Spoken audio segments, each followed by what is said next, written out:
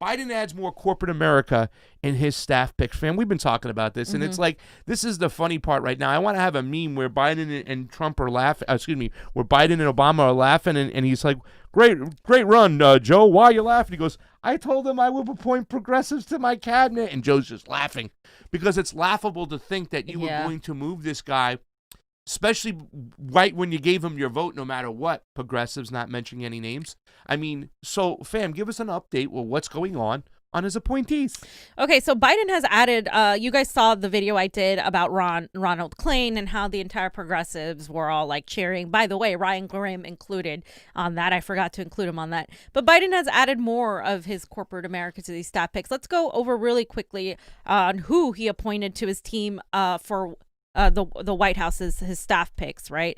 So one of the people, and we're gonna go over him and the transition team later, but Steve Riccitty is gonna be the counselor of the president. He is like as corrupt as they come, and I'm gonna show you exactly how. He had a really huge lobbying career in the 90s and early 2000s, and he's continuing his as counselor for the president. And the way they're framing this, of course, is that Joe Biden has the most diverse staff out of any other president. And you guys will see how. Doing? Oh, yeah. The most diverse. Here they go.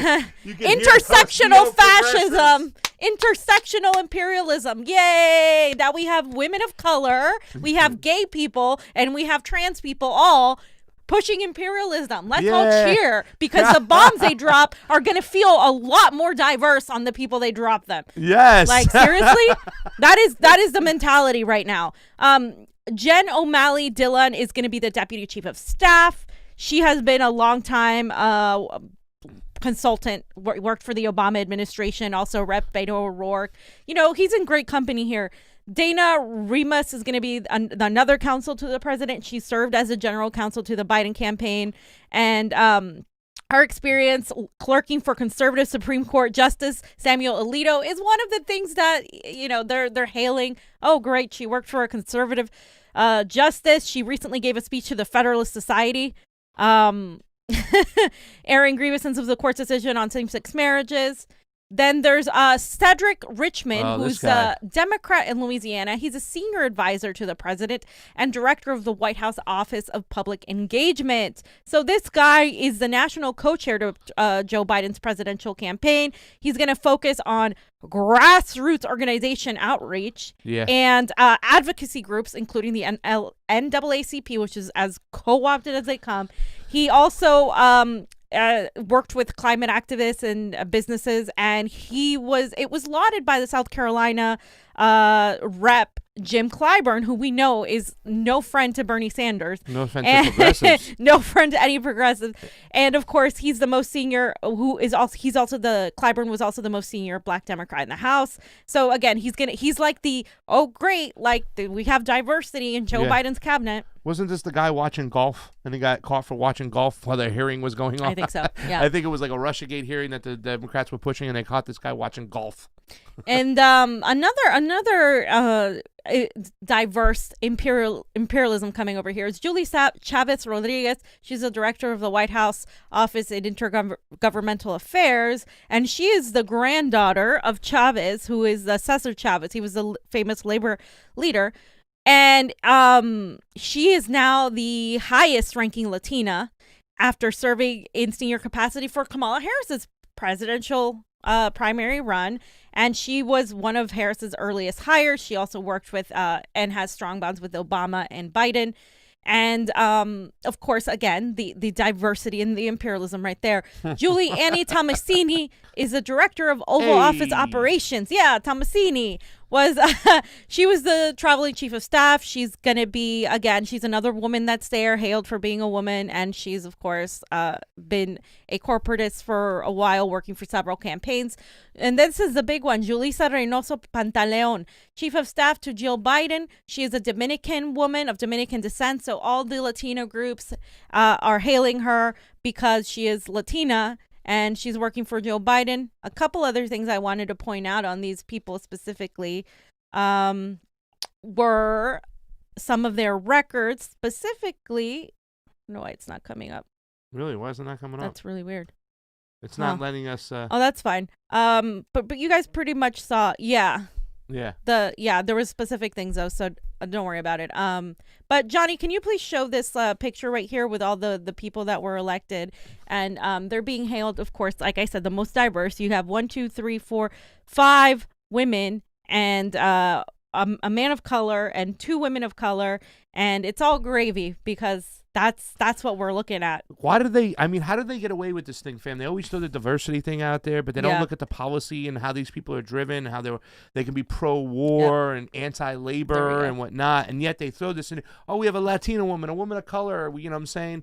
I got a guy who used to work for the NAACP, and it's just kind of weird that they do this shit. I mean, and they get away with it. Yeah, 100%. And I just want to point out something right here with Mike Donilon, who is one of the picks over there that you guys can see. He helped draft Biden's message, and he's a senior advisor, and he's one of the most New York freaking Times, corrupt. I don't get New York Times. It won't let me. He's just one of the most corrupt people. His record. He's one of the ones that you know. Like I said, I'm gonna have a whole list of all these people, but Steve Riccitty is actually the worst one out of all his staff picks. Steve Riccitty was actually, like I said, a lobbyist, and he helped lobby for the same company responsible for jacking up the price of insulin, Eli Lilly and Company. If you guys remember, in January 2001, Riccitty founded and ran Riccitty Inc., a government relations lobbying and political consulting firm with his brother Jeff Riccitty. And Riccitty's firm represented a number of clients, including AT&T, Eli Lilly and Co., which is the insulin one, the American Hospital Association, United Technologies, American Council of Life Insurances, and the American Bankers Association. This guy in particular is trash, and the fact that he is going to be part of the Joe Biden, just even his little staff picks, the surface level of what we're seeing here, because his transition team is far scarier, and I'm working on a video on that because that is really scary. The people doing the hiring are all CIA, NSA, people like that, military guys, lobbyist types. Those are the ones that are hiring people like them. Yeah. And I was gonna say his mozzarella, it's tough. He doesn't even make good mozzarella, Steve Riccitty. He's no good. They got 2 Italians, but they're both, they don't even know how to make good mozzarella. It's tough. It's rough. It's rough, fam. Like shoe leather. Who other? And you mentioned earlier, fam. This to me was all telling right here. It's like, wow, Lindsey Graham and Kamala Harris, right? Right. Nothing will fundamentally change. In Joe Biden's own words, he has said that. So, in my opinion, the true divide of this country was never between the right and the left, but between the working class and the elitist criminal establishment manipulating the plebs to loathe one another. And you guys can see here is Kamala Harris giving a fist bump to Lindsey Graham. This is all a game to them, you guys. They're just, like I said, they go home. They go to each other's weddings. They hang out in the same clubs. They hang out in the same circles. They're friends. You think that you are picking one team over the other. You are picking one team over the other. You're picking the team on the side of the oligarchy, of the establishment, of the imperialists, of the warmongers, of the CIA, of the NSA, of the Pentagon. You're picking all those people when you pick one of these parties, because these parties both belong to the corporatist side of the establishment. And there is no difference. At the end of the day, when it comes down to it, there is them, and then there's us. Yeah. And that's what we always have to remember. And the way everybody was just goaded back into the Democratic Party after one cycle, just get them right back in there.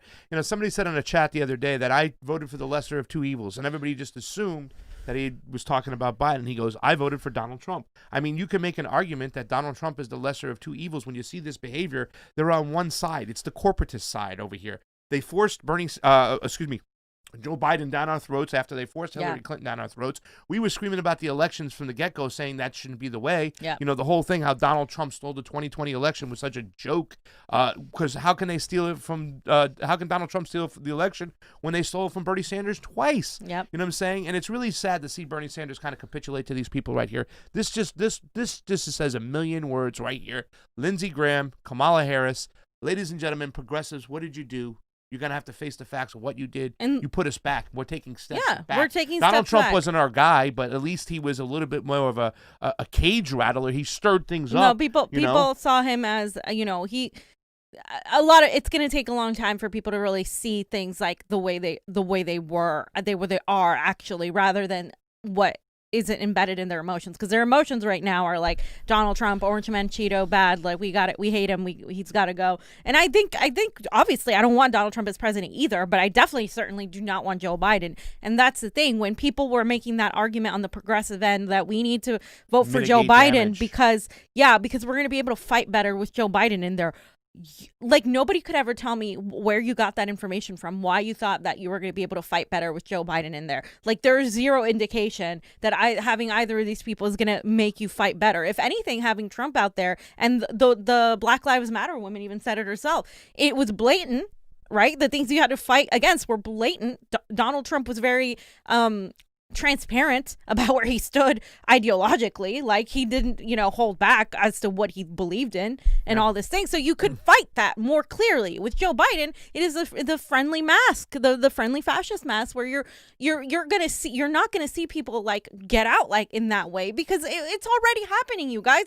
Half of the people that we knew in the progressive movement here, yay, it's okay to celebrate, it's okay, we got Trump out. What the fuck are you celebrating? I'm so sorry. I just do not understand how you could possibly be celebrating when this is happening behind the scenes, this merger between the intelligence community, between the Silicon Valley big tech world, and of course between the mainstream media. All these institutions have lined up behind Joe Biden. Yeah. So has the old school Republican Bush type of neocons. You see, Lindsey Graham was upset that about Donald Trump bringing troops home, about Donald Trump's foreign policy. So do you not see that these alliances here are definitely pro-imperialist, pro-capitalist, pro-Wall Street, pro-everything, pro-NSA, CIA, and all those people are against the people. That's who you're cheering for. That's who you're cheering for. Yeah, and it's so crazy, because if there was ever an election to say that we have to make some positive change moving forward,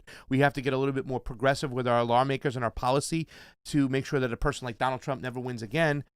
We did the exact opposite. We went back to brunch and we put the people in charge. Yep. That's what they wanted, the status quo. And the status quo is what delivered us Donald Trump in the first place. So the fact that they're just going back to the same people want to be in charge, and they got you fooled by saying, but Trump, and your TDS kicked in, and you're out there going, yay, and you're celebrating, and you're hitting your horns, and nothing is fixed. Our elections have gotten worse since they cheated Bernie Sanders in 2016. That's when the Democrats were really stepping up, like, we're going to put the full court press on our own party, people running within our own party, and we're going to cheat them, and you're going to have to select the people we want. The elections have gotten worse. The foreign policy from the Democrats have gotten worse. We can't get hawkish enough for them. The censorship has gotten worse. The Democrats that they've brought in, the new Democrats and the squad or whatever, they want more censorship. Yep. So we are lost in the woods, and the fact that you are celebrating Joe Biden is scary. I really hope something happens with these elections, because we have to fix the framework.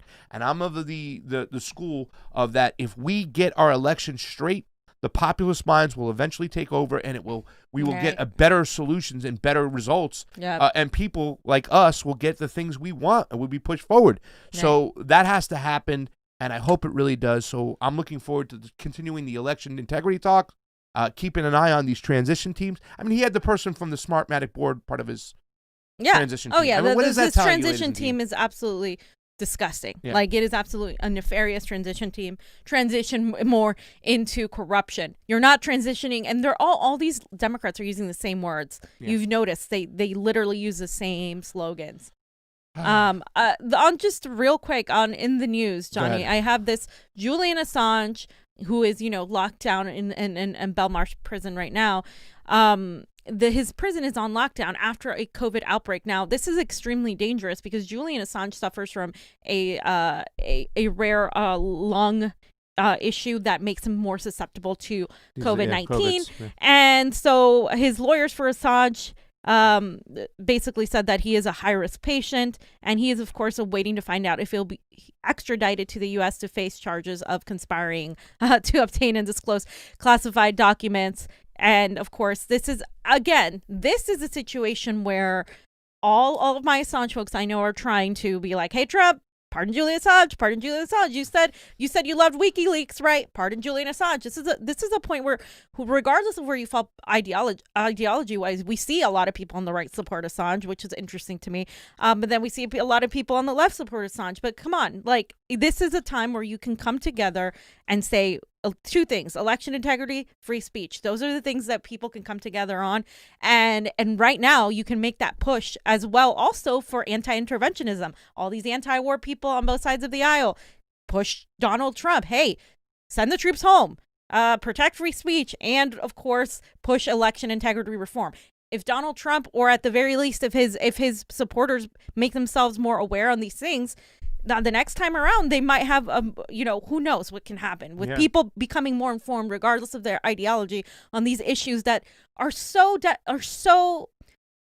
important when it comes to protecting any sort of democracy. Because if we don't have free speech, we don't have fair elections, forget about it. And we're going to be invading countries all over the world. Done. We're never going to get anything we want. Nope.